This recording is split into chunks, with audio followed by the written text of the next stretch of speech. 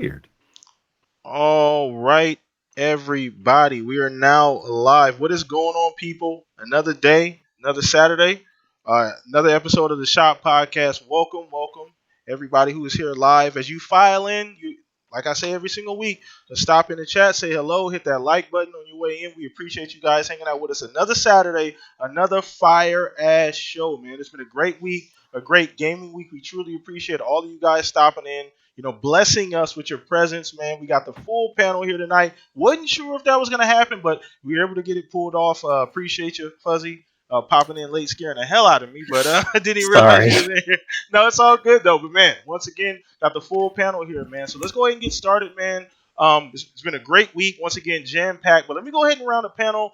We got some interesting people here that do a lot of cool things on Twitter, as well as, streaming and all these other platforms, YouTube as well. We'll just start with Mr. Stagger himself, doing a podcast from the She Shed, which is fully insured, everybody. It has full electricity and a space heater, by the way.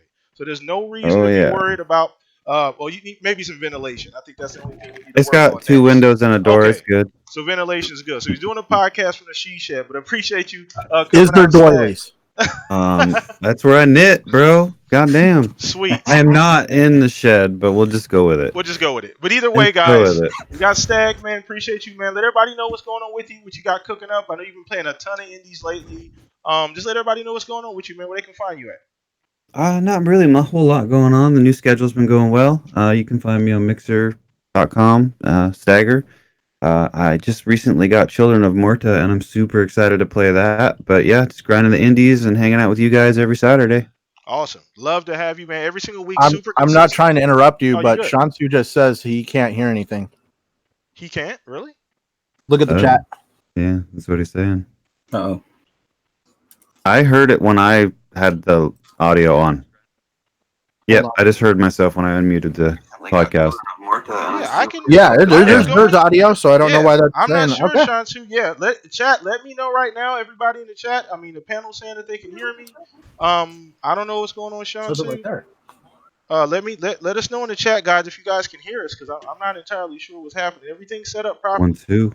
I've been through this a few different times here, so. Oh, he can hear us now. You can hear us now? Okay, cool. So sorry about that chat. False alarm. Shout out to Shonsu Mod of the Year, man. Appreciate you. But let's go ahead and bounce this over to Centurion, man. Let everybody know what's going on with you. What you got cooked up. I know you on a lot of different podcasts, doing a lot of different things, trying to pump out videos for your channel. So let everybody know where they can find you, man.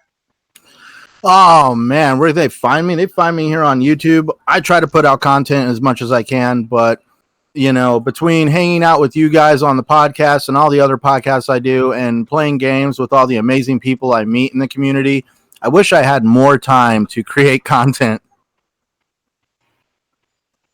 Oh, did you cut out or was that it? That was okay. No, that I was just it, man. Yeah. All right, awesome. And then last but not least, the Barry White of gaming, as I always say, Fuzzy Belvedere, man, sneaking in here a little bit late, but appreciate you showing up today, man. Wasn't sure we are gonna be able to make it. You know what I'm saying? Busy guy. So let everybody know what's going on with you, Fuzz. Yeah, not much as of late. Just had some running around to do with the wife and her schools, trying to get esports going, and unfortunately they didn't get everything like they wanted to for the homecoming, but they've shown some support nonetheless. But definitely wanted to make it here in time for the show, and my laptop decided, we're not going to do it today, but I had to reboot and everything's good. But you usually find me on Twitter or on Xbox Live, although because I'm working, I gotta keep a low profile. But yeah, for the most part, playing either Forza or Division 2. But definitely glad to be here. Wouldn't miss it for anything. Awesome, man. We appreciate it, man. Once again, let's go ahead and get this thing started. Another beautiful Saturday, man. Let's go ahead and just dive right the fuck in. So as you guys know, every single Monday I do a poll of the week. So if you're not following me on Twitter, go ahead and follow me. 50 followers away from 2K as well. So for sure, follow me if you're not. But I do a poll of the week every single Monday. And we talk about it here on the show. But this week's poll, it was kind of fun. I just kind of came up with this out of nowhere, and I always like to throw these wrinkles on the show. We talk about a lot of the same shit. There's like 50,000 podcasts a week, so I always try and throw new wrinkles in to get people talking and just, cool creative topics. So the poll of the week this week was, what two games would make the best hybrid game and why? So I had some interesting games here, interesting combinations. I had Cyberpunk and Pokemon, which I thought was hilarious when I was typing the shit. Halo and World War Z, The Last of Us 2 and Telltale The Walking Dead, essentially like a Last of Us 2 in that kind of gameplay, and then Sea of Thieves and Ark. So overwhelmingly, Halo and World War Z worked out. It was like 58%. Everything else got about 14% apiece. So I wanted to go around a panel as well as you guys in the chat. Let us know out of those 4 options, what do you think would make what amalgamation would make the coolest video game? You know, what kind of ideas would you guys have? Let's go around the panel first. We're gonna start with you, Stag. I don't know if you voted, but out of those options, man, what do you think would make the coolest game if they just blended together?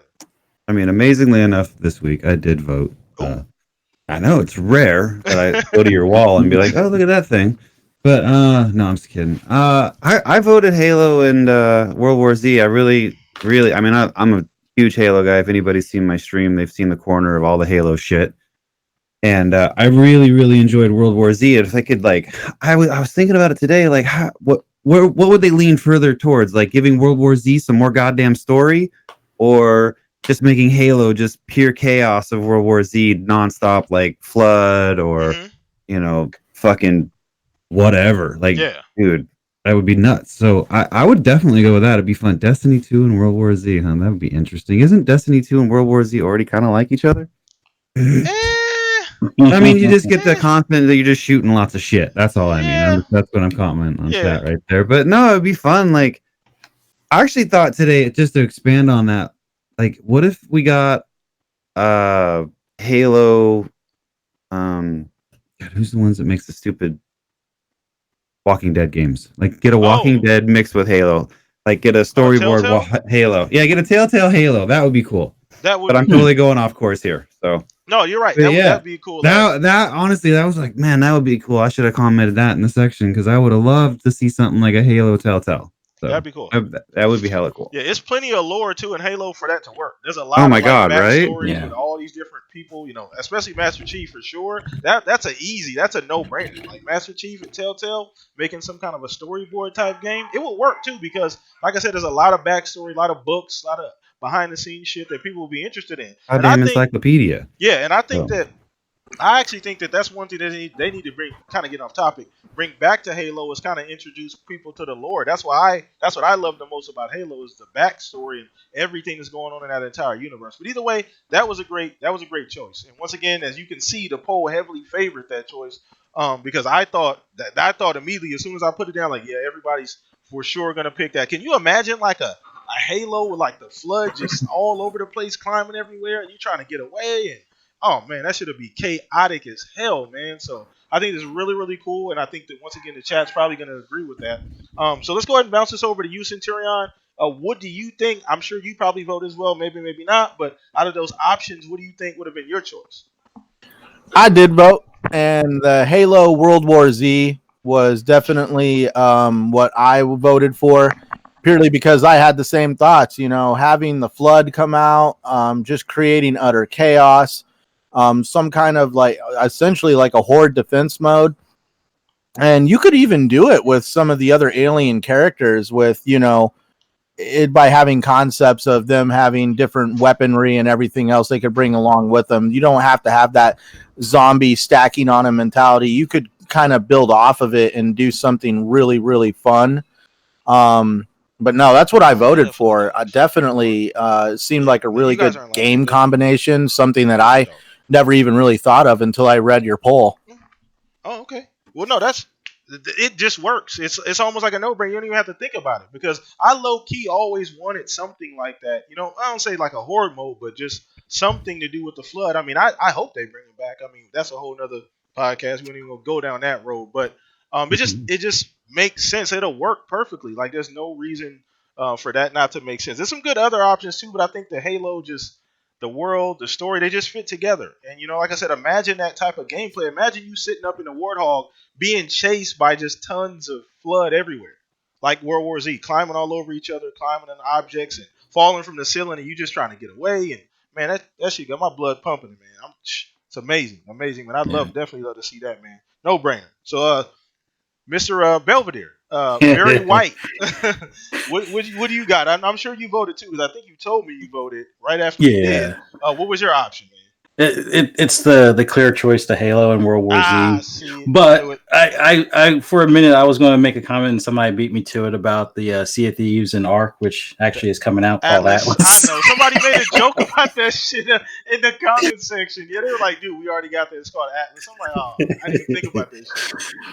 But yeah, the Pokemon and Cyberpunk, I thought that was I funny. couldn't even wrap my mind around it. Like I'm like, Right? is it, What you would it be a mean? card Mind game, swap with or would Pikachu? it- Forget a Pokeball. Oh, come on. I was going to say, I could see somebody Yeah. throwing a Pokeball in Cyberpunk. Exactly. Gotta It catch them all. works. It works. And then mind swap the Pokemon. Come on now. Yeah, Add like arms to Pikachu.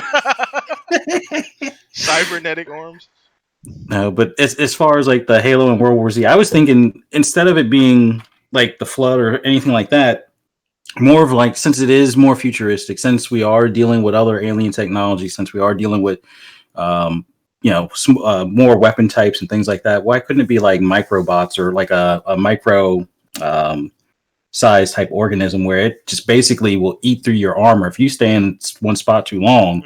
It eats through your armor, or it eats through the warthog or something along those lines. So something like that I can just imagine, where you have like these little microbots either flying as a swarm or just crawling along the ground, and then just basically it eats away at you if you don't hurry up and get out of that zone or do something to at least freeze them or deactivate them or something. But yeah, that would be an awesome added either side story, or kind of like what we had talked about before. If Infinite's going to be like an open world thing, have it where it's kind of like a defend your base or like a side mission type of thing that you could just do over and over and just kind of do as a co-op or something like that. But yeah, that would be awesome. Yeah, we talked about that too. That's an idea we threw around like just one day, just in chat, or I think it was on Party Chat, I believe, on Xbox. But yeah, that would be dope. That would be definitely dope. So once again, guys, you heard it here. I mean, the vote stands essentially. I mean, that was everybody pretty much picked the same thing. There was some very interesting options there, but I think once again, Halo, Halo World, that's just that concept is just too fucking amazing not to go with it. Like I kind of set myself up on that damn poll for how it ended. But either way, great topic, man. Just getting things warmed up. Once again, if you're coming in now, hit the like button on your way in. Help us subscribe as well. Help us get to that 1,200 subscribers mark before the end of the year, man. We really appreciate you guys coming and hanging out, showing up, showing out. You guys do this every week consistently, and I so much appreciate you guys being here. So let's go ahead and keep going, man. As a matter of fact, let me do some quick shout outs. I see a couple of people. I saw Salty, Shonsu. Who else is in here? Irrelevant. Sorry, I almost said irreverent. Ooh. Born Distracted, Zinc, Obi-Wan. Appreciate all you guys for hanging out with us, man. So let's go ahead and move on to the next topic, man. Keep this thing going. So we're gonna be talking the PlayStation 5 news. Now, I don't know how long. I maybe should have started with this. I don't know how long we're gonna be talking about this, but obviously the PS5 release date came out. Now that's almost a misnomer, because if you were paying attention, as soon as Phil said we're dropping a console in 2020 and holiday, that pretty much said Sony was doing the same thing. Yeah. So I don't. To me, I thought this was common knowledge. Once they put out the tweet, holiday 2020, thank you. All you did was confirm some shit. I thought everybody else already knew, but apparently that may not be the case. Everybody didn't already think it was going to be do that. We've been talking about this like 3 years now. 2020, 2021 potentially. Most people said it in 2020 because it made sense. So I don't know. But I do want to get you guys' opinions on the release date and just, the everything that happened around the time they put out the tweet, basically saying this is what we got going. They threw out some other information as well. I don't know if it's relevant enough to talk about, some controller things, some other couple things, just really basic information that I don't say already knew about, but it wasn't really anything to get, for at least for me. I didn't really get extremely excited about it. But let's go ahead and start with you, Stag. We've been talking about this before the show, pre-game. So I mean, was it? What do you think about the release date? Makes sense. I mean, I'm just curious which one's going to come first. It doesn't really matter to me. I'm going to buy the Xbox because I'm heavily invested into that first. But what I do find interesting about the PlayStation 5 announcement isn't so much how the announcement one is kind of interesting, but the announcement itself isn't really what I find interesting. It's the information that's coming out from different media sources now, which is that to me, both systems sound basically the fucking same. But like the wording they're using on like certain things that they're both doing, they're leaning it towards like, oh, well, PS5 has this, but the Xbox may or may not have this, when they've already said like, look, motherfuckers, we have that, and it's just, I don't understand why we can't just get the accurate information without the spin. So I guess that's, I'm kind of changing the subject a little bit, but Hey, 3D audio is wave of the future. Hey, it, come on now. I mean, it's not just Dolby Atmos. Yeah, it's great news for Sony, but we knew, like, you know, we knew when Xbox announced holiday 2020 that we were talking in pre, like, there was no way they were going to wait 354 days to release a system like they did 360 PS3. There was just, I mean, granted, they made up the ground, but there's no way either company is going to give the other that big of an edge.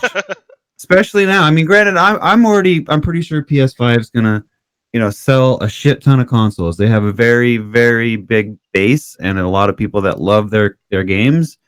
And I mean, Xbox screwed up this round. We know that. I still love the brand. I still enjoy the system. I'm heavily invested into my gamer score, and I have tons of things to play, even though it's a highly inflated number if you follow my Twitter. But I'm excited for both of them, really. Yeah. You know, and cool. Like, just tell me what day I gotta buy both of them, please. I'm not one of those ones that has to make a decision on either. I can get them both. But I do want to elaborate on something because you mentioned it earlier. I don't know if you got back to it. I don't think you got back to it, but you said the way the information was actually put out there. Yeah, I mean, it was just a tweet, right? Yeah, sweet. I mean, we're gonna tie into this later, but it's, you know, all these interesting cost-saving moves that Sony's doing on releasing information lately is intriguing, to say the least. Okay, we'll dive into that. Me and him been talking pregame about that. We'll get to that. I don't want to get too far into that because we're gonna go into it later. But absolutely. But yeah, it's very interesting. Once again, I'm not here to talk about Sony. Just we're here to talk about Sony, yes, but not talk about Sony I'm not in a bad way. We're not talking about them in a bad way. Essentially, it's just that once again, this is not 360 and PS3. That's not happening. As soon as whichever one said it first, it could have been Sony came out. If it was vice versa, and that was Sony on stage last year, and Xbox wasn't there, and Sony said we're doing holiday 2020.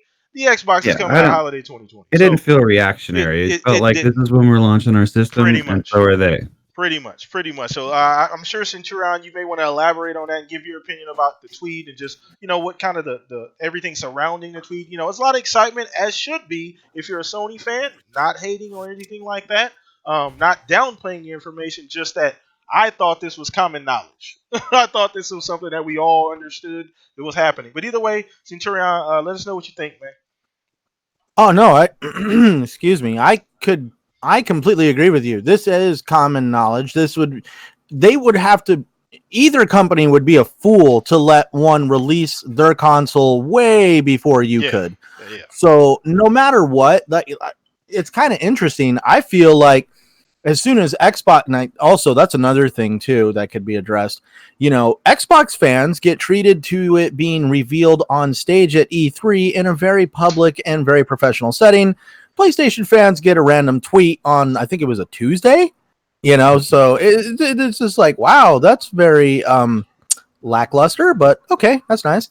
But anyways, you know, maybe Xbox kind of put them in the hot seat because, you know, we all knew as soon as the Xbox One X came out that, like he already said, we're working on the next generation of consoles.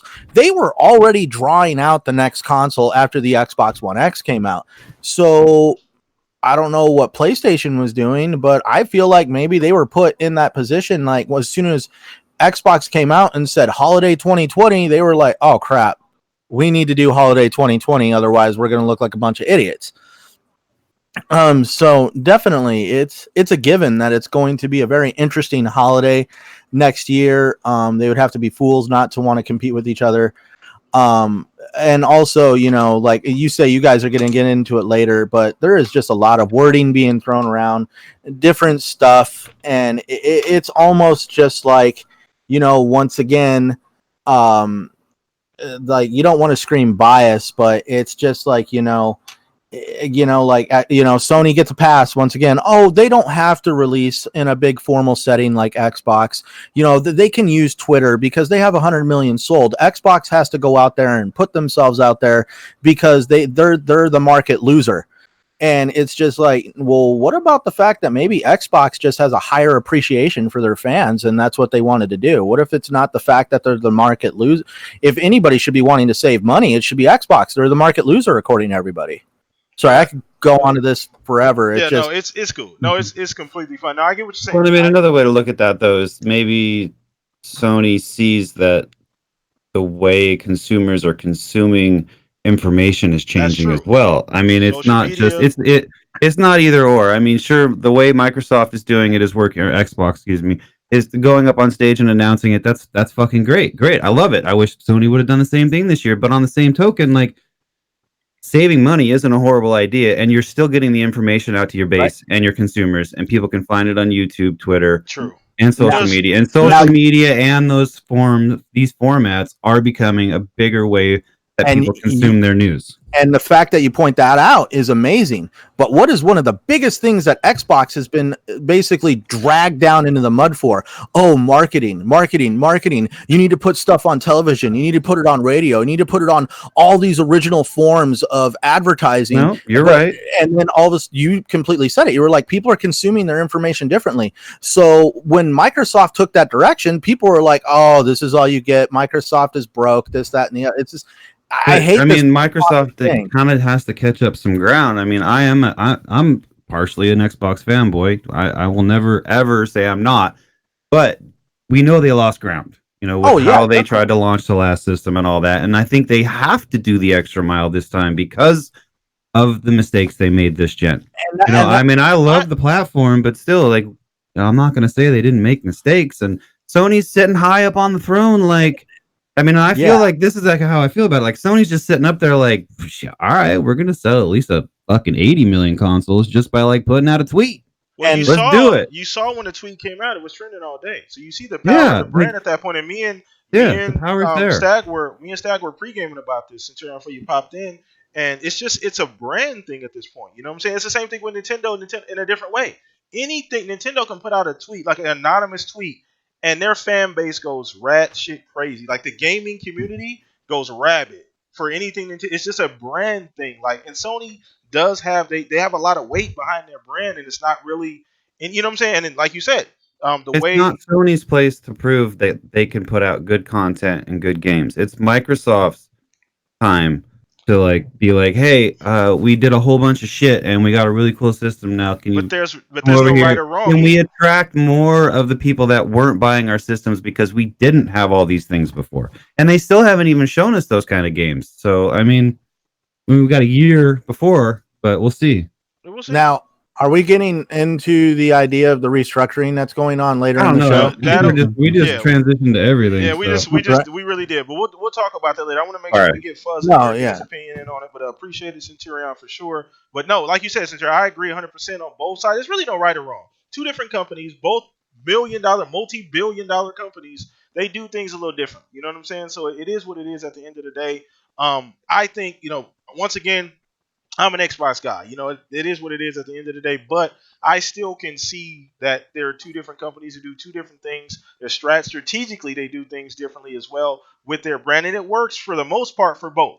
You know what I'm saying? There are things that we always say individually, they could do this a little bit more, this or that, but for the most part, it works for the brand. And you can see that as far as the growth for both brands along the way. But Fuzz, let me get your opinion in, man. What do you think about just the PS5, the release, the way it was done, potentially? If you even want to elaborate on that, but just the release in general, just the information.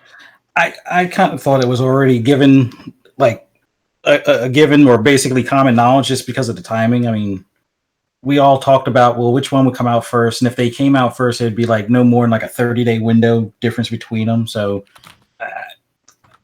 it was kind of a given that they were going to be around the same time as the Scarlet, of the official Scarlet release. So no big surprise there. Finally, we're going to have some more, haptic type stuff, or like rumble triggers and things like that back in the PlayStation, which is good.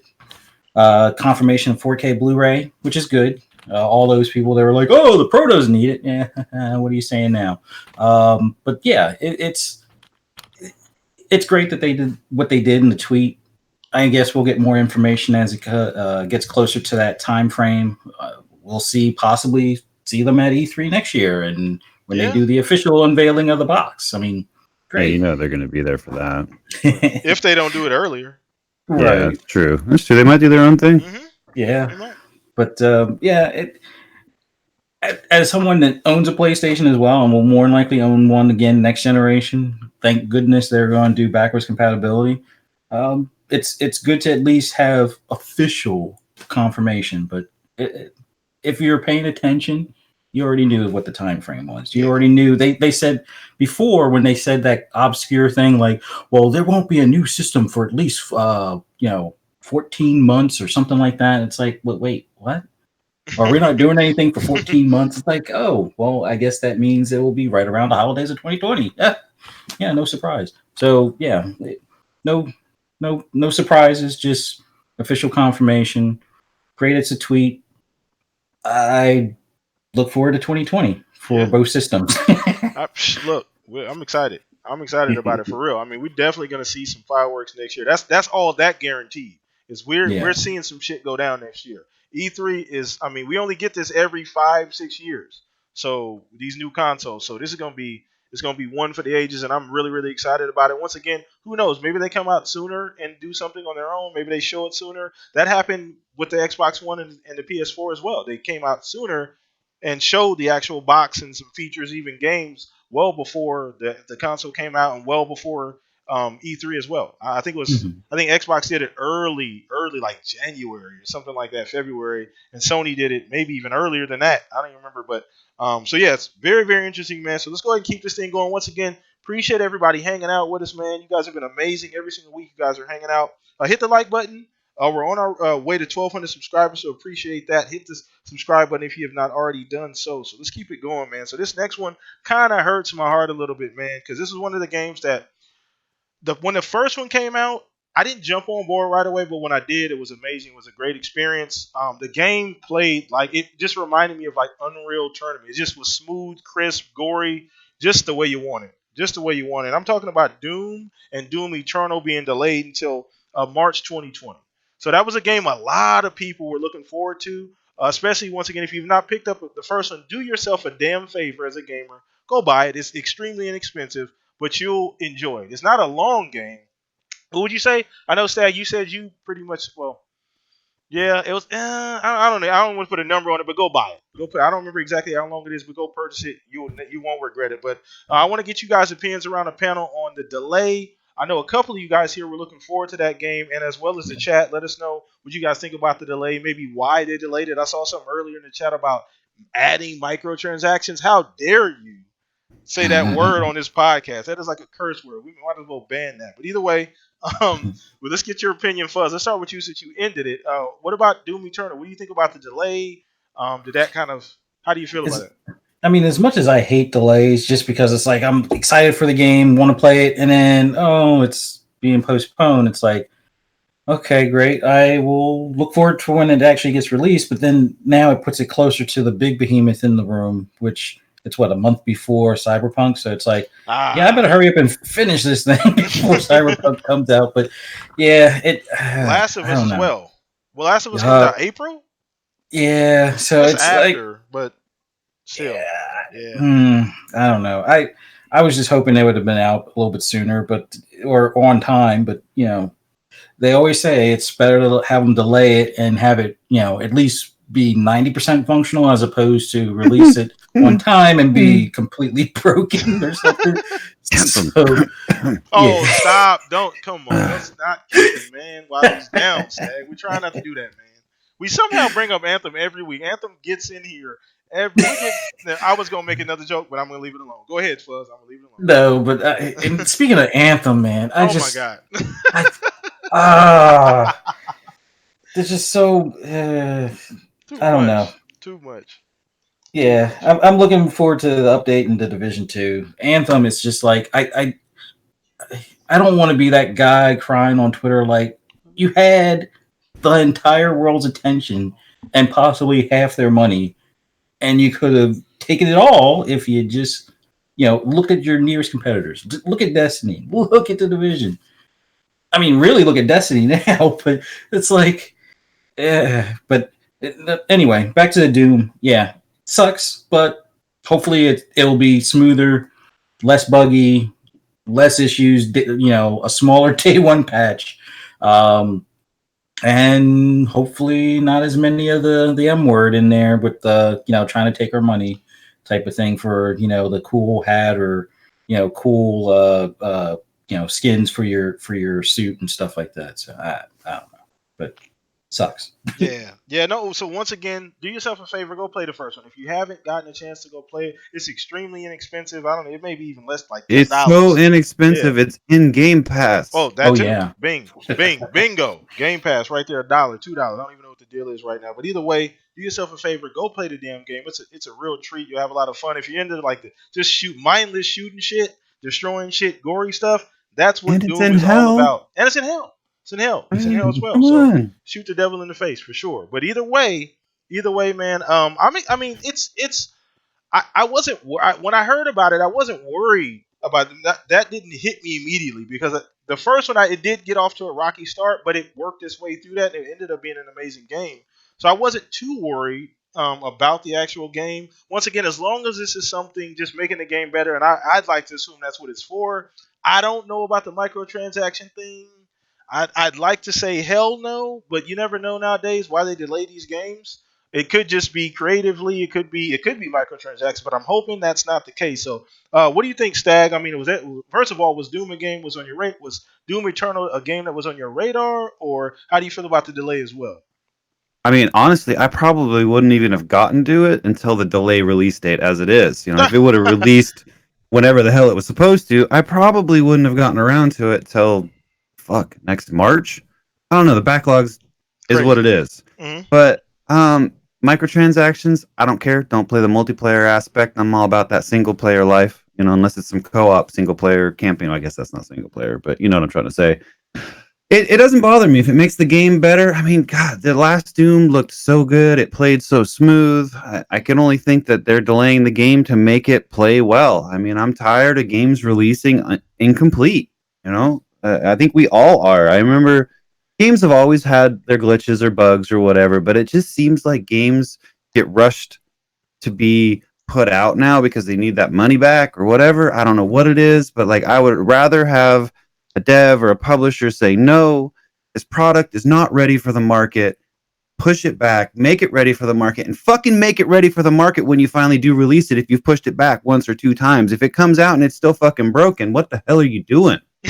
But it doesn't bother me that they pushed it back. I mean, there's so much stuff coming out right now, next month. I mean, every week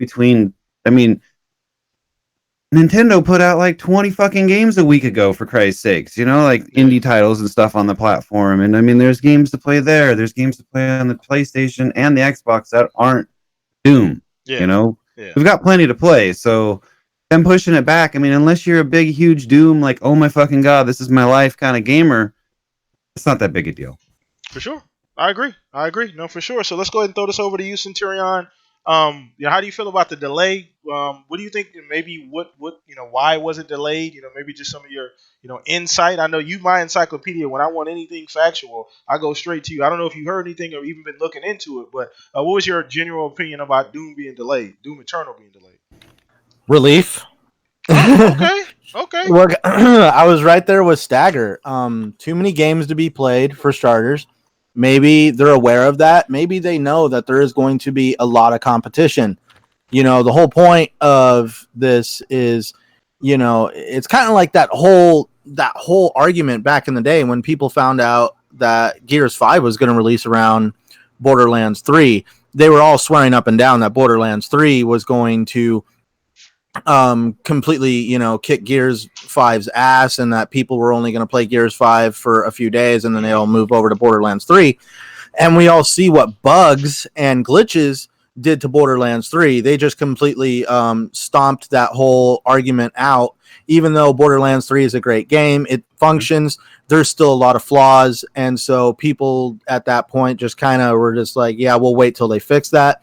So maybe Bethesda saw this and were like, oh, wow, if flaws and glitches can do that to a game release, especially with a game release that's going to have a large amount of competition circling around it. And was heavily, just people wanted it. It's been forever It was since we had hyped for a long time a too. long Yeah. time. Yeah. And It's a so good game, but I mean, both Gears and Borderlands are great. Yeah. It's just they both had their problems. Go ahead, Centron. Sorry. no, you're fine. I fully agree. It's just that whole, so basically maybe they sat back and saw what happened on that whole argument of, Borderlands 3, Gears 5, some glitches kind of came into play and totally affected that whole narrative. And maybe they don't want that problem because they're coming out during the holiday season. With the release originally in November, they'd be coming out in the holiday season. Call of Duty would be on everybody's mind because that just came out. And then also they would be going head to head with Star Wars. Like, ask anybody. Well,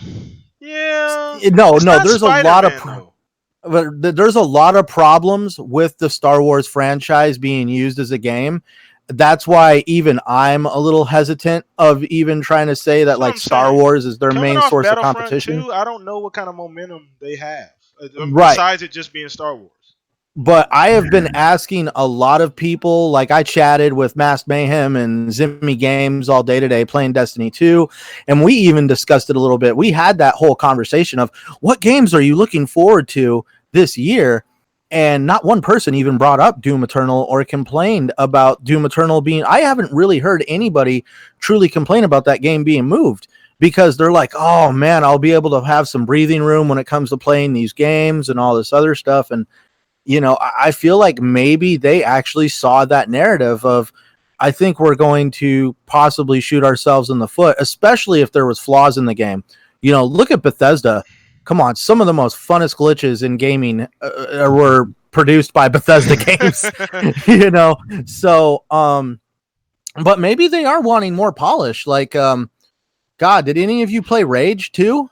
Yeah, great game. That was a great game, 60 frames a second.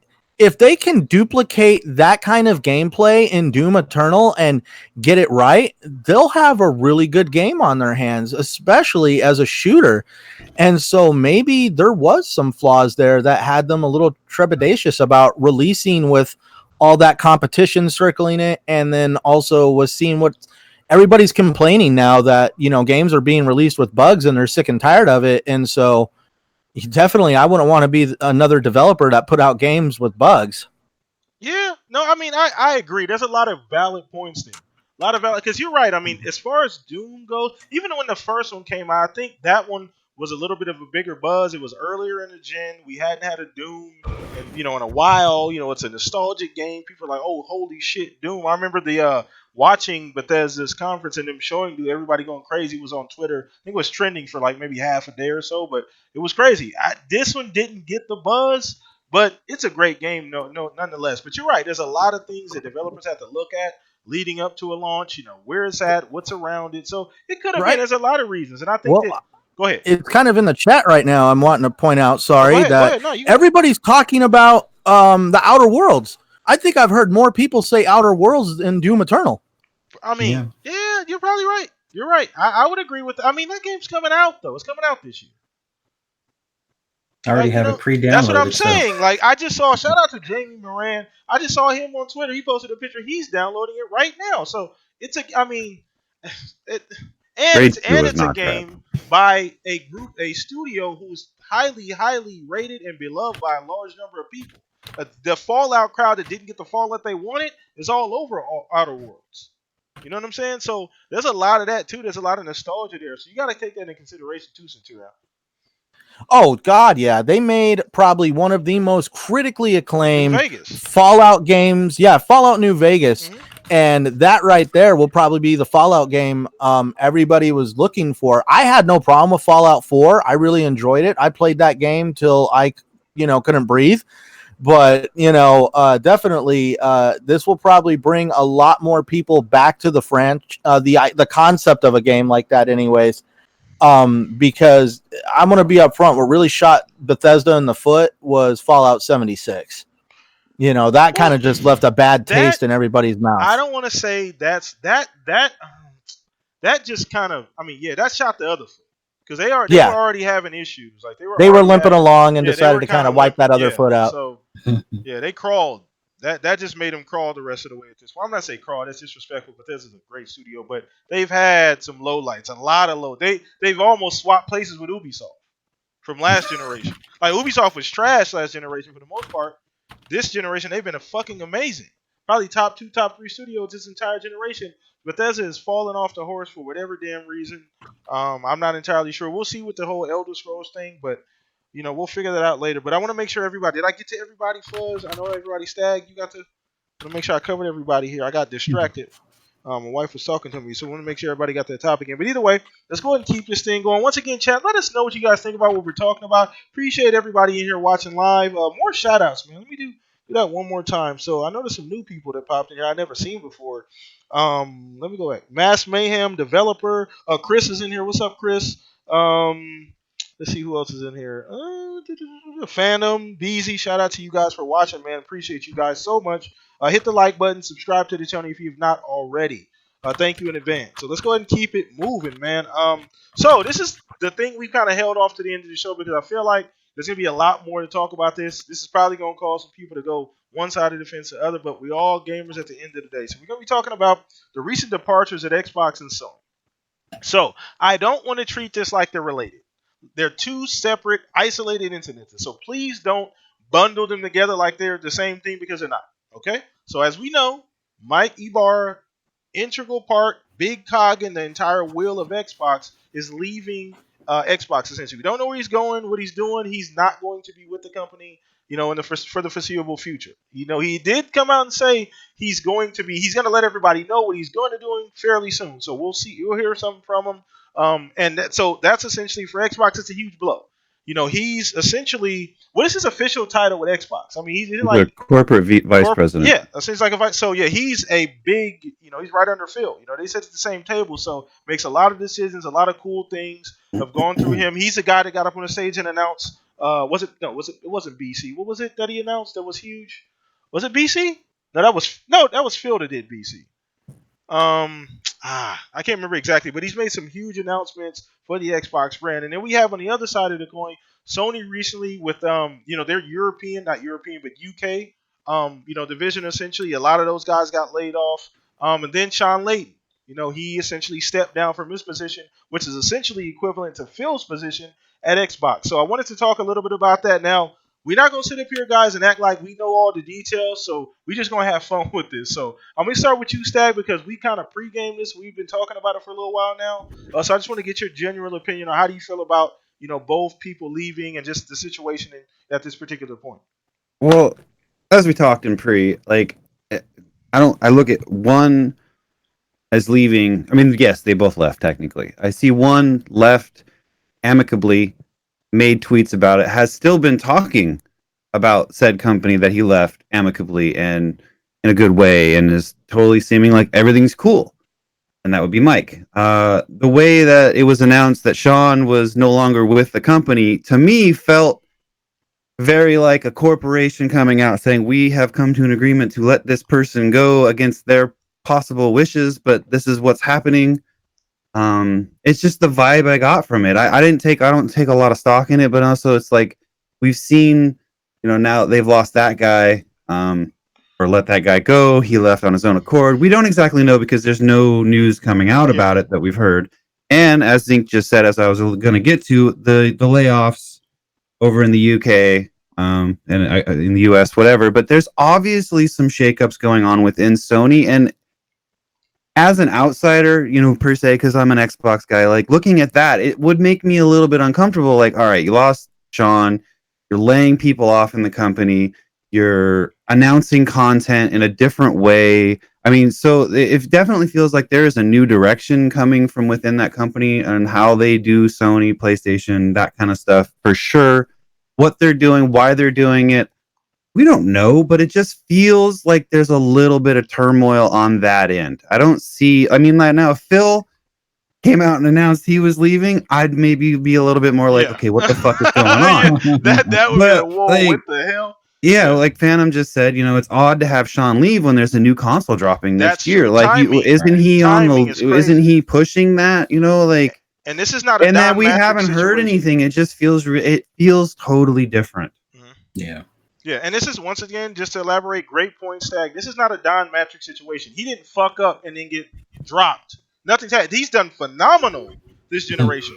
I mean, he's taken that company from PS4, PS3, PS3. This generation, they've done. I don't say it hasn't been flawless, but they've done everything. They've dotted every I, crossed every T that they were supposed to. He's played that game very well, and they've Well, and done we've also phenomenal. heard like some of those rumors of like Apple, maybe Well, yeah, buying that PlayStation Amazon, division and things stuff, like or that. all these other things happening and stuff. Maybe he's not on board with those kind of things. I honestly don't. I don't know. Yeah.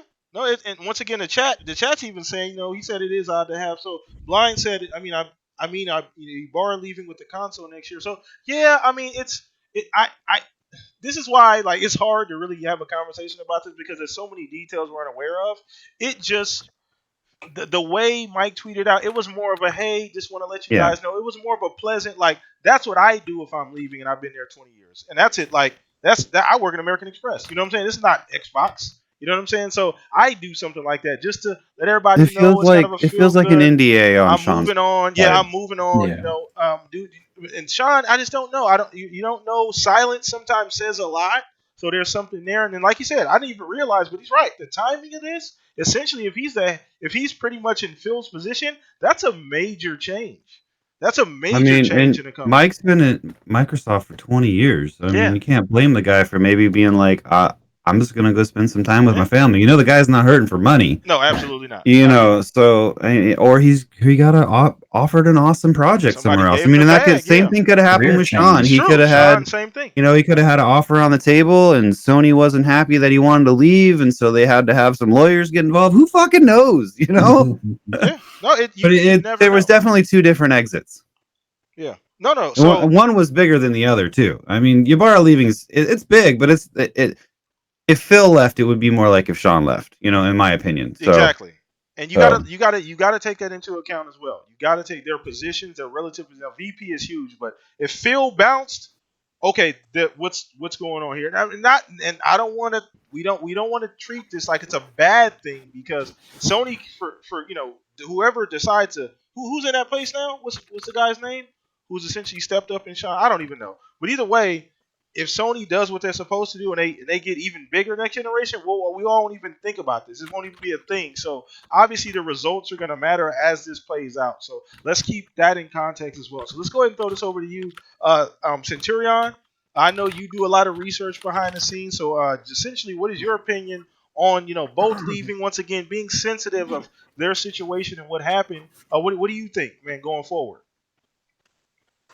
Oh man, where to start? I did do kind of a video on this. Might trigger a few people, but we all saw the restructuring that occurred in Xbox as of Don Matrix leaving just months before the Xbox One was launched because of his total misguided direction during the reveal of the Xbox One, DRM, always on when it comes. I mean, always on the internet. Just numerous things that people did not agree with, and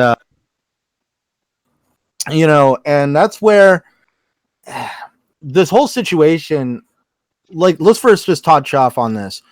I have to agree with Stagger. Mike Ibarra left very amicably, very publicly, talked to people. I mean, like, he still is, I associate with a few people that actually can talk to Mike Ibarra physically, like play games with him, chat with him, and they've been interacting with them. They've been like, because they're part of a group that I'm chatting in with them, and they were even exchanging photos of themselves with, like, showing them standing there with Mike Ibarra, and they all gave him send-offs and everything. It just felt very, I hate to use the word poetic, but it just seemed very positive with him moving on. That being said, hey, let's look at it like this. You saying you work for American Express, man. Yeah. When you work for a company for 20 years, you've got retirement. Yeah. You've got stock options. You've got all this stuff. What made him walk away? He has a family too. He has a family. Well, if it was not family, we got Google Stadia coming up. Mm-hmm. Maybe Google is getting ready to go to war, and maybe somebody made an offer that was completely, absolutely, asininely, An offer you can't refuse. unrefusable. I Yeah, don't think no, that's Ibarra true. wanted Yeah, out. That's I a don't- total misnomer. Yeah, he did not want out. He did not want Sorry. out. But Chris, when the chat's wrong. that it kind of circles back to he has a family. Well, if my family has a chance of having $2 million or $10 million, it just kind of comes down to that. If you, no matter what, you're thinking about you've been there family. 20 years. Sometimes you just make moves and do different Well, things yeah. because you've accomplished everything you can exactly. somewhere. Well, yeah. Exactly. Well, it's kind of like, you want to move up in life, and Phil Spencer ain't going anywhere. So maybe he wanted to be top dog at a company or something. Because Maybe he like you wants to said, go run a studio. Right? Who knows? Yeah, who knows? But with Sean Layden, oh my God. For starters, it's kind of funny. Sean Layden kind of kicked off this whole company restructuring, layoffs, and before the door was even closed, they instituted crossplay coming out of beta and now available to all developers. They lowered the price of PS Now to the same cost as Game Pass, and they're even throwing in certain first-party studio exclusives, essentially making them a multi-plat if we go off of the standards that certain Sony fans have held, that PC is Xbox, Xbox is PC, there is no exclusives. Well, I guess the lines are being blurred at this point. On your exclusives are slowly looking like they're going multi-plat on those same standards. And this all happened like literally within the same 24-hour period as Sean Layden leaving, who just didn't even tweet it out himself. He got yet another Tuesday morning tweet from Sony saying, hey, this is what happened, and good luck to him. And now, because you were saying the guy who's in charge now, Jim Ryan. Jim Ryan. Jim Ryan. Here's the funny part. Jim Ryan is their Don Matrix, and that's what they don't understand. Okay, Don Matrix was a businessman. He wasn't a gamer. Phil Spencer is a gamer, and that is why Phil Spencer is in a good position. Sean Layden, he was actually an old school gamer. He believed in that sacred garden of exclusivity. This is my plastic box. Nothing should be able to be taken from it and shared with anybody else. And now we're talking about Jim Ryan, the guy that basically said that backwards compatibility is pointless. The guy that has also been kind of almost like at the same level as console gaming is niche. That guy is a businessman at the end of the day. He's not a gamer. And so that's where I touched on, in my video, I touched on the fact that, is this going to go the direction of, could this guy potentially alienate the PlayStation fans just like Don Matrix did at the beginning, like at the reveal of the Xbox One? We haven't seen the full reveal yet of the PS5, and we're already hearing from developers on how there's technology being withheld, and that some of these developers are very concerned and almost fearful of next gen. There was even a tweet going around on Twitter about how they were saying that company morale within Sony is pretty low. Meanwhile, we're seeing dinner parties of like Xbox. So it just really seems that, company restructuring sometimes doesn't mean that things are going to get better. It means that you're opening the possibilities up for decisions to be made and mistakes to be made that people don't agree with or want to see happen. So the one thing I want to clarify too, you made a lot of great points, Centurion. A lot of great points. Be on the lookout for that video, guys. Or is it already out? Is it already up on the channel? Oh yeah, it's already out. Cool. So yeah, be on the lookout for that. Go to the channel, hit him on Twitter, go follow him, support him on YouTube as well. Subscribe to the channel. Appreciate that. Thank you in advance. But the one thing we got to understand here, guys, is that we're not trying to mix the two situations, because there's a clear difference. One guy left. The other situation is a group of people left, and on top of, as well as the equivalent of Phil Spencer. So there's a little bit of a difference. There's quite a bit of a difference between. Well, we don't know if he left. Whatever the case may be, he's not there anymore. We're not going. We know layoffs have been happening in both companies. We've seen this. Go ahead. The fact that we've got nothing. Yeah, no, I was just going to say, Microsoft has been completely open with what's going on, and now all this, excuse this expression, BS and rumors and total dramatic sounding stuff is coming out of Sony. Well, I mean, it happens. once again, let's not lose sight here. These are multi-billion-dollar companies, thousands of employees. This happens. Shit gets moved around. Phantom makes a good point. Sean hasn't tweeted anything in 4 days. He is not. And Mike, very vocal on his account. He is not. He is not as well. So I mean, once again, Christopher, Mike has been very active on Twitter. He says he's still going to stream. He's still going to be talking to people. He actually said he's probably still going to be at E3. So there's a huge difference. We're still hearing from Ybarra. We're not hearing from Sean. He came out on Twitter and actually said to everybody that soon he's going to tell everybody on Twitter exactly what his next venture is going to be. Yeah. We haven't even heard a goodbye from Sean Layden, let alone hey, this is where I'm going. Well, we got it once again. Let's take it into context. We're saying this all now, but if Sony comes out and does what it's supposed to do, and they do what they're generally going to do, this will be a fucking cliff note on the history of Sony's situation. So if the console comes out, it does well. The games come out, they do well. Nobody's gonna bat an eye about him not being there. Once again, we're working with limited information or none at all. So all of this is conjecture, guys, but definitely a fun topic. So let's get to Fuzz before we wrap the entire show up, man. I'm definitely curious, Fuzz. Haven't really talked to you all week, man. I know you've been probably been hanging out in the she shed with Stag, but anyway, either way, let me get your opinion. It's a great shed to be in. I know, man, that's for sure. But either way, I want your opinion on this. I mean, once again, I don't want to mix the two. Like people are kind of going back and forth. It's not really like. We can individually talk about each situation, and we're not automatically default to Sony is going to be in a bad place or Xbox is going to be in a bad place. So, what's your opinion on what's going on, the changes that have been made?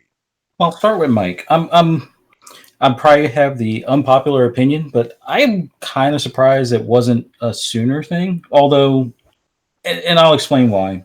Albert Pinella, who is like one of their lead hardware guys, left a little while ago. Same situation, amicable leaving. Nice tweets amongst everybody that worked together. And then you find out a few months later he's going to Amazon. I'm curious to see if it's Google or if it's Amazon or even Apple for that matter. Wait, you talking about Mike here? Right. Okay. Yeah. Because when Albert left, it was as they were transitioning from the very beginning of Scarlet to what is probably closer to their production model. So he left just as they were getting closer to like chipsets and things like that. With him being a key person at the time of the original, Scorpio and towards the end of not the end, but the Xbox One S and stuff like that. I'm surprised whatever company picked him away didn't try to pick Mike up because he's kind of like the blend between PC and hardware as far as for console hardware and stuff like that. It could be a internal move at Xbox, possibly. I doubt it. I would like to see their stronger approach towards PC gaming, but I guess that's still going to fall solely on Windows and all Phil and stuff like that. But for the most part, just how pleasant he is about the transition or the leaving. It's definitely probably going to one of the competitors, but not on forced terms or like harsh terms, no bridges burned or anything like that. It's like, hey, I got a heck of an offer. I'm not expecting you guys to match it. I've been here 20 years, did everything, seen everything. I'm gonna try something different. Yeah. I want to make sure I don't have any issues with a non-compete or NDAs and whatnot. I'm not leaving you guys because of anything bad, but the offer is too good to refuse. That's my guess on it. Yeah. But we'll find out if it's Google, Apple, or Amazon. Amazon makes sense. Amazon makes a lot of sense. My take is it's going to be Amazon because that's who snatched up Albert Pinella. Well, and like I just said in chat, he wouldn't have to move. Exactly. Yeah, he wouldn't have to go. Just have to drive across the water. So for the most part, I think it's kind of one of those deals where I've had people leave the company I've worked at for 20 years and they move on to other things. And there's good ways of doing it, and he did it the good way. And it seems like it's genuine. He didn't burn a bridge. And Phil tweeted out after, just with his blessing, like, hey, man, I'm pretty sure he tweeted it out fairly shortly after and said, glad, just kind of the boss stuff, like, hey, glad that, right. Wishing him well, essentially. But go ahead. No, but it just seemed what you would expect in, a good transition type of thing. No bad blood, none of that. On the opposite side of things, and I don't want to view it from a fanboy standpoint. I don't want to claim that I have inside business knowledge. Yeah. All of my business knowledge is based in the automotive industry. And whenever you have that type of layoff, especially in a particular region, is it a quarterly thing? Is it a profits thing? Possibly. Is it a matter of that they're doing well enough in that region that they kind of overstock themselves with employees and devs in that particular region? Possibly. Layoffs are never good. Microsoft has had their share of them, and it looks like a few of the people I've followed on Twitter have landed at other places and have actually still worked with Xbox, like with Ricari doing the unveiling of the NBA 2K console and stuff like that. So he was one of those that got hit in the layoffs with Microsoft's most recent layoffs. But best wishes out to those that laid off at PlayStation as far as in Europe and stuff. Hopefully they'll find somewhere to land. I'm pretty sure they will. And, a lot of people that, that's prime picking or a good pool to pick from as far as for Microsoft for anything for future, if they're going to, grab some people in the Euro market. So that way they can either help with advertising or help with marketing aspects of things or anything along those lines. But as far as for Layden, I don't know. Like Stag was saying, it just feels like there was some bad blood. Like there was something that was like, we're going to agree to disagree and we're going to part ways type of thing. And that's how it feels, or at least comes across. I'm pretty sure he'll land somewhere and be happy. I mean, what was the other guy that left like the couple of years prior that used to do a lot of the U.S. marketing aspect? Jack Trenton? Yeah. So it's like, all right, you got two major people that's kind of stepped away from what is a very successful launch, or not just launch, but like line of console this gen.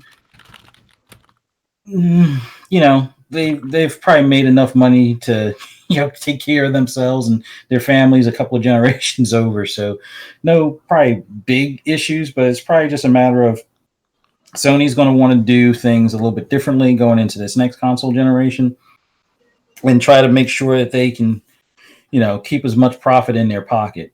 Rumors of Apple, if Apple was ever serious about gaming, they should have, jumped at the chance. I think when Sony was like half the value it is after the hack or something like that years ago, that would have been their prime time to do it, and they had the liquid assets to do it. So I don't think Apple's anything in that picture type of deal as much as people would like to believe. Although I know there are offers for certain aspects of Sony or certain intellectual properties of Sony that they might try to grab up if Disney doesn't grab it. But I don't know. It just the old catchphrase saying it just feels bad with Layden. Yeah. But like you said, it's going to be a footnote and I expect, because I even saw Tim Dog tweet out about with the sales of next generation and things like that. I don't think Xbox is really going to catch PlayStation, at least in the start. No, I mean, they'll make I don't think games. they will either. Not on hardware, but that's not where they're trying to make money. No. Exactly. No. I think they'll make some gains in the U.S. market, which, if anything, they should. I mean, that's their backyard. They should find a way to get an Xbox in everybody's hands if they could. But I just think it's one of those things that we're probably not going to really talk about it much unless there is a severe fumble at their next E3 when it comes to the unveiling. It's like, oh yeah, we have haptic controls in the controller, and the thing like jumps out your hand and breaks instantly when it hits the floor. I doubt anything like that's going to happen, but all will be forgotten about Layden when whoever what's his name, the guy that was like, oh, backwards compatibility is a waste. Jim Ryan. But Sony also said, the fans said that they didn't want backwards compatibility and it was stupid. Now 42% of them are excited about it over like no load times, which okay. Yeah, that's a whole nother show. That's a whole nother show. Just Mirander. No, you get. No, I don't have no problem with that.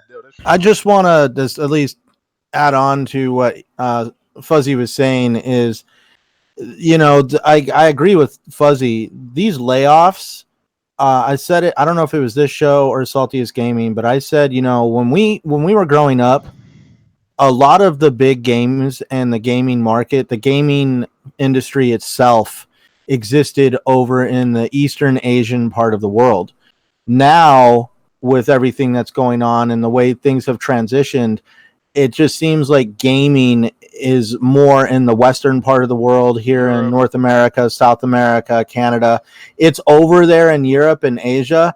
But I want to just definitely say that over here, like in, this part of the world, man, like you could see how crazy we get. We're constantly on Twitter and social media arguing with each other, console wars, all this other stuff. And, you can already see how they're shifting a lot of their corporate structure over to this part of the world because, at the end of the day, Xbox is making the same amount of money as PlayStation, and they have half the consoles sold, and they only really worry about this part of the world. They are popular in Europe, but over there in Asia and that other part of the world, they're like non-existent. Yeah. And so therefore, if you really think about it, where PlayStation is competing globally, Xbox is only working here in the Western Hemisphere, and they're still making the same kind of money. And that's where, that again, Jim Ryan and them, they're business people. They want to make money. They want to keep profits. Why would you want to stretch yourself so thin globally to make the same amount of money as somebody else who's literally in only a certain part of the world? So they see that, and that's probably something that they're wanting to tackle themselves, is just being able to, keep that profit, be more, because I hate to say it, Sony already came out and said it. Console gaming is niche. If you go to Asia and some of those other parts of the world, mobile gaming is where it's at. Yeah. Mm-hmm. Yeah, there's some handheld PC in there too. Depending on like South Korea, places like that, they're heavy in the PC mobile. So yeah, you're right. I mean, there's definitely some hard evidence that what you were just saying, Centurion, is actually factual. A lot of that's factual about regions, things like that. So it's funny because I brought this up and I almost didn't want to talk about it. Stag, I was kind of like pulling teeth. Like, I didn't want to talk about it. He's like, fuck it, let's do it. I'm like, all right, man, let's just fucking do it. I mean, right, we can't just sit and talk on things that make us comfortable. No, absolutely. But this is something that this is something that's really, really, really intriguing. Wait a minute, we're talking about the birds and the bees? Oh yeah. We're doing that post party. That's post show. But either we'll figure that out. With the cameras on. Exactly. I have to bring slides and little cards and everything. That way you can keep up. Thanks. But either way, not a problem, my guy. I got you. But either way, it's very interesting either way because these are two completely unrelated events, but they're going to impact us in some way, shape, or form. We don't know, which way these are going to impact us. We can only go based off of what we know, the limited information that we have, and just how we feel about it at the end of the day. So at the end of the day, like we said, in 12 months, we probably will not give a damn about this. Like, matter of fact, less than 12, probably about 6. We probably won't give a two shits about any of this at the end of the day. 4 days. Oh, well, maybe even a week for some people. Who knows? Who knows? So a lot of games coming out, so you may be right. But either way, man, I'm going to actually go ahead and make time for an additional question, man. Today's show has been so, just really, really awesome. Not that it isn't every single week, but I'm going to go ahead and take a question, maybe even two. Hell, I'm feeling a little froggy. I mean, really, because next week will just be what other fake outrage thing we're going to have to argue about. No, that's legit, though. No, right. This will blow over in a week, and something else will happen, and then everyone's going to be like, oh my God, and then we'll be talking about that. That's why we do the show. That's why we do. Yeah, that's why I know. I'm just saying, this will be like old news in a week. Yeah, or two. it will be. I'm gonna go ahead and make an outrageous comment right now. Oh, here we go. It's gonna be an outrageous prediction. Hideo Kojima is taking Sean Layden's place. Oh, here we go. Here we go. Well, I don't. Oh my goodness. They're not giving Kojima the keys, but they're gonna give it. No, Ybarra is taking over. You want to talk about a delay? Oh, dude, the real story is he never liked Phil. He's all standing in a photo with his foot on top of an Xbox, lighting a cigar with $100 bill. Fuck this shit. Rips off the Xbox T-shirt. It's a PlayStation T-shirt underneath. Like, what? Benedict Arnold. No, but either way, sabotaging Xbox all of these years. D-Generation X standing in the background giving the suck it. Oh my That'd be goodness, awesome. too much. So yeah, we're gonna take a couple questions, man. So Shonsu, he always quick on the trigger, man. Shonsu, I swear, appreciate you, man. Mod of the year right there. We're gonna throw another question in there as well, everybody. He said, "What is your favorite classic '80s arcade game?" Oof.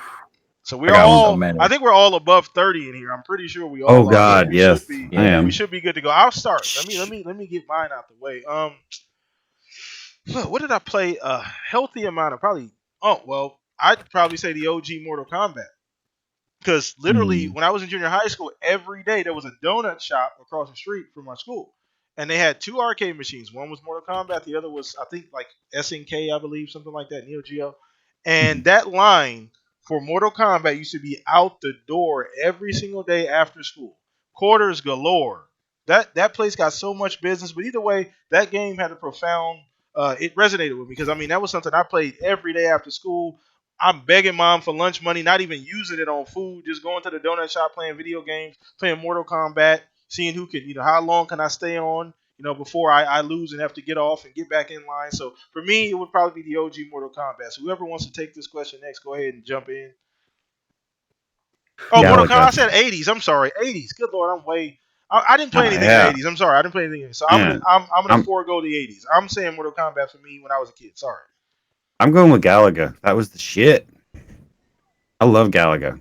So, like Space Invaders type shooter, fucking pew pew. Fucking give me that all day. Love that shit. Okay. What? I played a little bit of that too, so I guess I can. Man, I used to play those in those you sit down tabletop console, the arcade games. You know what I'm talking about? Where it's got the glass top and the screens in there. Oh man, the old what do they call? I don't even remember what they're called, but that's what I used to play that on. Like when you could go to a fucking pizzeria, order a goddamn pizza, and sit down and play some video games and get fucking million refills of soda. It had real sugar in it.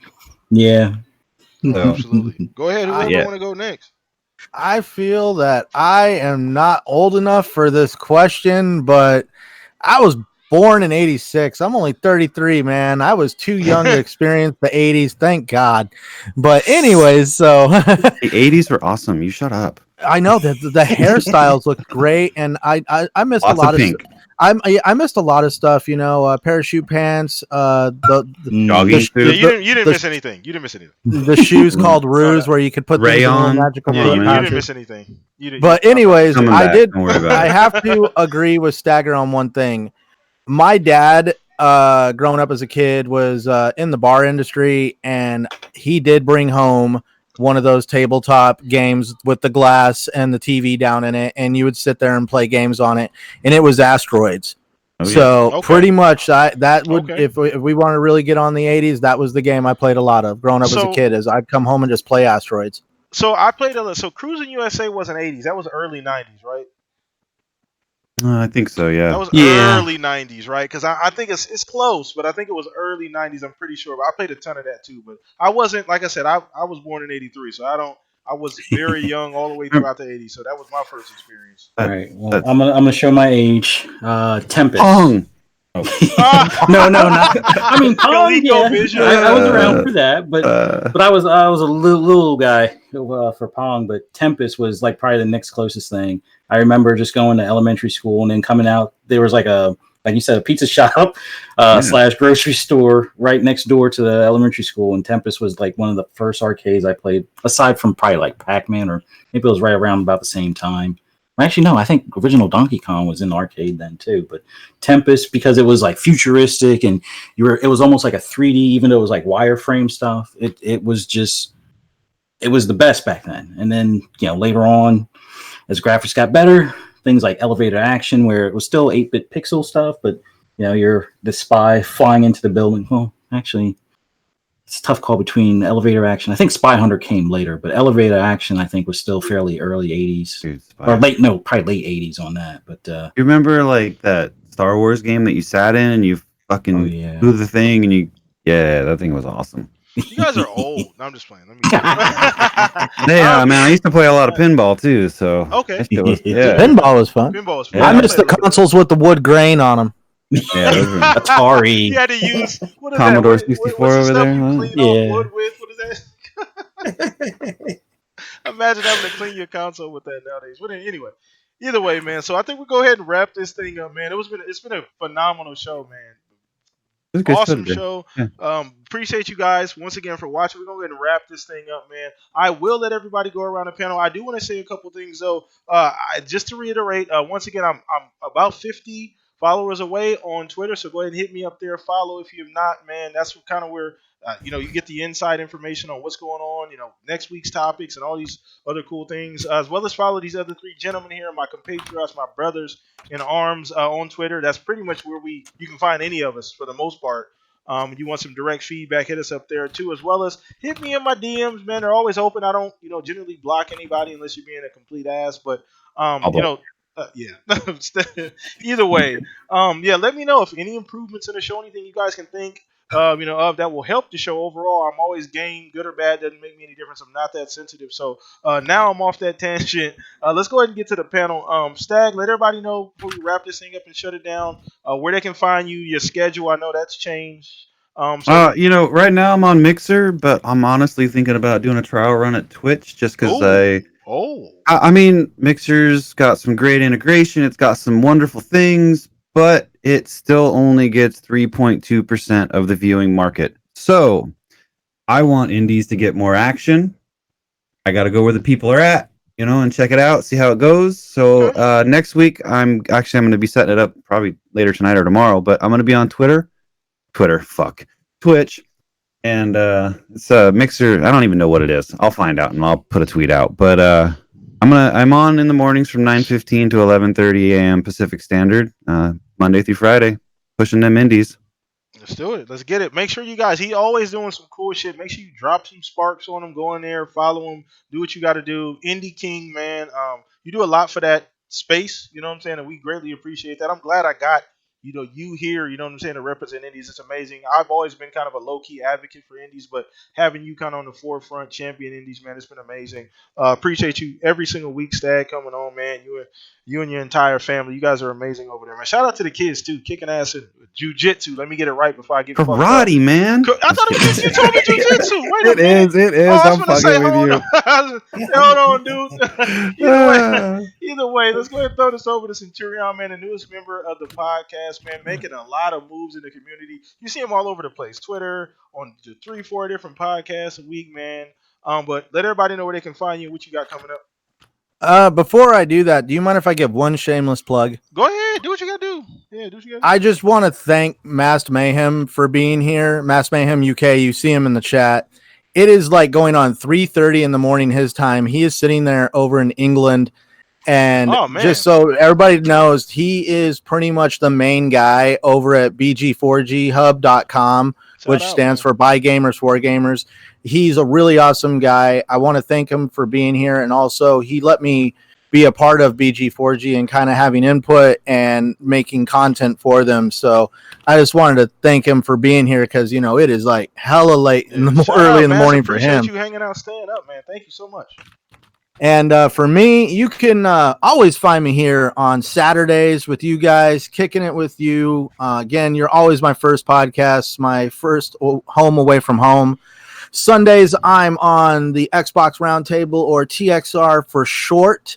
That's with Tim Dog and Vader and the rest of them. Really awesome guys. And also, I'm on Saltiest Gaming Podcast with none other than Saltiest Gamer, the guy that likes to definitely put his opinion out there, whether people want to hear it or not. It's always fun to definitely chat with him, get some different insight. But you can always find me on YouTube and Twitter at Centurion1307. And, thank you once again for letting me be part of this, PTK. Appreciate it, man. You fit in like a glove, man. Appreciate you, man. So go follow him. Go check him out. Go check his content out. Follow him subscribe to him on YouTube. Like the videos. Go check the archives out. If you want well thought out, informative videos as far as this gaming shit goes, that's where you're going to find it. There's a lot of other people that do it, but you're going to find some quality content there. So please do me a favor. Go follow him. Like everything that he's done, like everything that he's doing and going to be doing. Once again, I appreciate you being here every single Saturday as well. So last but not least, Barry White of gaming himself, Mr. Fuzzy Belvedere. I'm going to be offline 7 days a week and not tell anybody else about it. But either way, let everybody know where they can find you, what you got going on, Fuzz. I'm just still working from home, although we're at the last stretch, so we're gonna be heading back into the office here in a week or two. But yeah, just love being here on Saturdays. Awesome group, man. Always love talking to you guys about games. You can always find me on Twitter at fuzzy_Belvedere or on Xbox Live if I'm not incognito at fuzzy_Belvedere. Haven't been on PSN in a while, but fuzzy_Belvedere over there. But more times than not, if I'm on Xbox, you'll either see me playing Forza or you'll see me playing Division 2. At least until, what is it, Outer Worlds comes out in about a week and a half. So, Yes, yeah. All right, and last but not least, the host with the most, PTK Blam, once again across the board, Xbox Live. Hit me up on Twitter, first name, last name, or just PTK Blam. Search it, whatever the case may be. Follow me there once again. 50 followers away from 2,000. Appreciate you guys. I don't even know why that many people follow me. For whatever reason you do, I thank you so much for following me. I appreciate the feedback you guys give me. But once again, next Saturday, same place, same fucking time. The best podcast, gaming podcast on the weekend with the best, most well-rounded panel, bar none. I will put that up against anybody's. Not that it's competitive, but I just happen to be that way from time to time. But appreciate you guys showing up. You guys always, help us out. The chat was lit as fuck today. So catch us again next week, same time, same place. You guys enjoy the rest of your evening. Have a great Saturday. Be safe out there. Peace out, everybody. You guys take it easy. Take care of yourselves. Later. Later.